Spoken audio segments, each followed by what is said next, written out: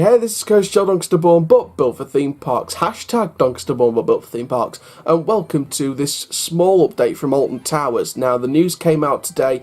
The Twirling Toadstool and Nemesis Terra have both been fully removed from the website, hinting towards, or pretty much all but confirming, the permanent closure of these attractions, which is very, very sad news. I'm going to get onto Nemesis Terra in a little bit, but I'm going to start with Twirling Toadstool. Now, Twirling Toadstool has had a very, very nice history. Very long history, of course. It usually opened as the Wave Swinger.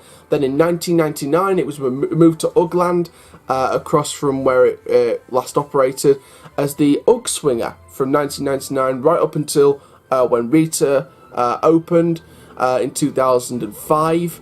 Then the Twirling Toadstool, of course, getting ready for Cuckooland in 2009, it was moved over there as Twirling Toadstool so it could operate fully, because I think the story was when Rita opened, it could only operate one way.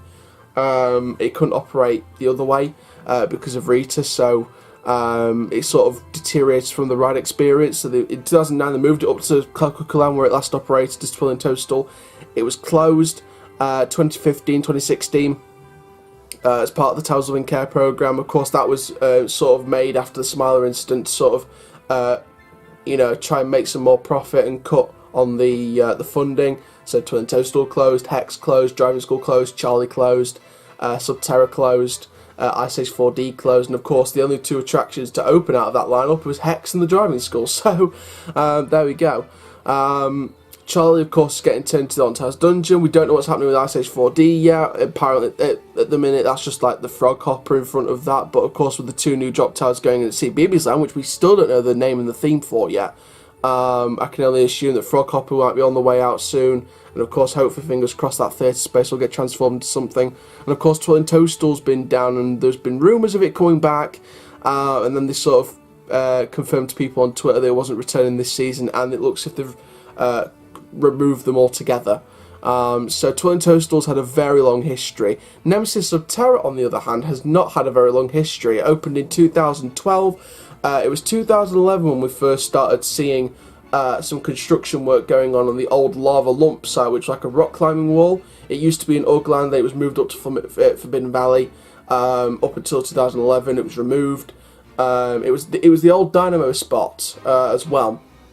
And we saw some interesting construction around there back in 2011 for Nemesis, What Lies Beneath. Not to get confused with Terra the Towers, What Lies Within, but there we go. So basically we saw construction around that area for 2011, Nemesis, What Lies Beneath. We didn't know what was going to happen, and then of course it was announced. 2012 came along with Ice Age 4D, which is now closed. You got Nemesis Terra, which is the ABC Dark Drop Tower system. Of course, it did have mixed reviews, so in the same year they closed it for a few days to make enhancements, had a bit of a scare maze at the end, which I loved. I didn't get a chance to do the original version, but I did it sort of after the changes were made, after the few days it was closed. And it continued to operate right up until 2015, and then of course the Drop Tower system was taken out. 2018 at Scarefest, it operated as Project 42, which is a scare maze. Whether it's going to do that again, I'm not too sure. Hopefully Terra the Tower should be coming back this year. Fingers crossed. Fingers crossed. Terra the Tower should be coming back for this year's Scarefest, hopefully. So maybe they're not going to do Project 42 anymore. I mean, it's got some good reviews, but it depends, doesn't it, on future developments and things like that. Now, the reason why I put Nemesis Terra last and didn't start with the ride is because, well, first of all, I want to say that there's going to be a Coaster Channel reviews from Nemesis Terra. It's in the pipeworks. Literally, I've got a separate page on my notepad where it's like today's videos, and I will literally list all the videos that I need to do throughout the year in the order of importance. So when news comes out, I'll put it at the top, things like that.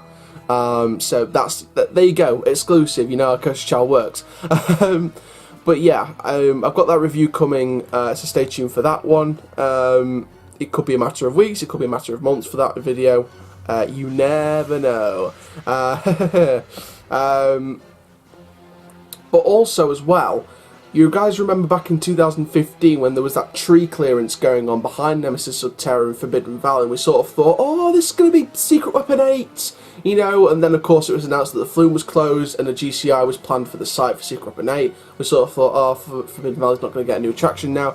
However, I do feel as if the long-term Subterra, if they're not going to use it for Project 42 anymore, or a Scare Maze for Scarefest, and almost a Fright Night stand, that's a disgrace to the theme parks industry.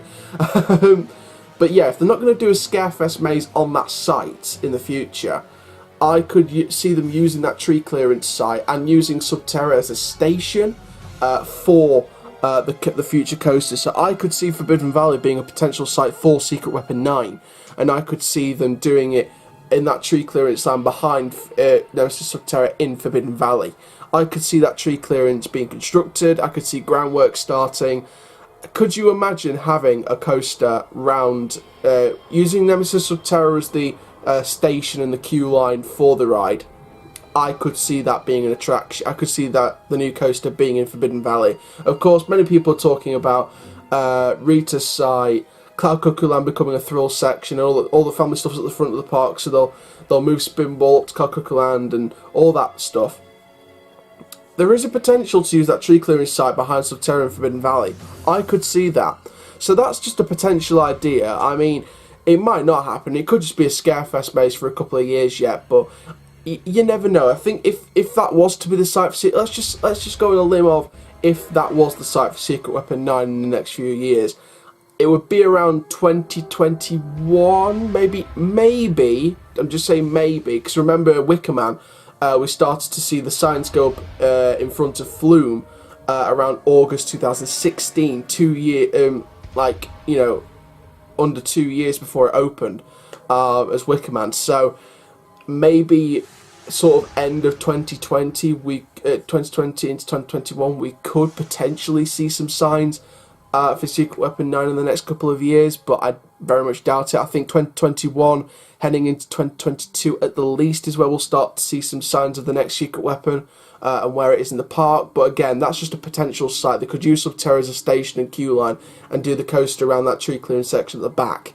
So that's one potential option. Again, like I mentioned though, the other option is they'll use it as a scare maze. They'll use it for Project 42 for a couple of years, and then maybe they'll use it for a site for a future attraction. So there we go. So that's this news update from Alton Towers. Again, very, very sad news. Twirling Toadstool, I loved. It was one of my favourite family attractions that I've ever done, along with the likes of Charlie and stuff like that, and Toyland Tours. But in terms of a family flat ride, it was one of the best ones I've done. So it is a shame to lose that. But of course, this sparks the development of Cloud Cuckoo Land as a re-theme potential for 2020. So again, this sparks up the rumours, and this again puts another nail in the coffin for Cloud Cuckoo Land.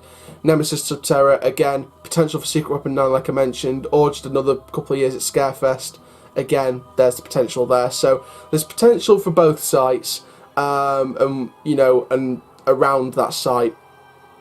But it is a shame to lose these two brilliant attractions at the Alton Towers Resort. So thank you very much for watching this video from Alton Towers. Make sure you like, comment, subscribe and click the notification bell so you never miss a video.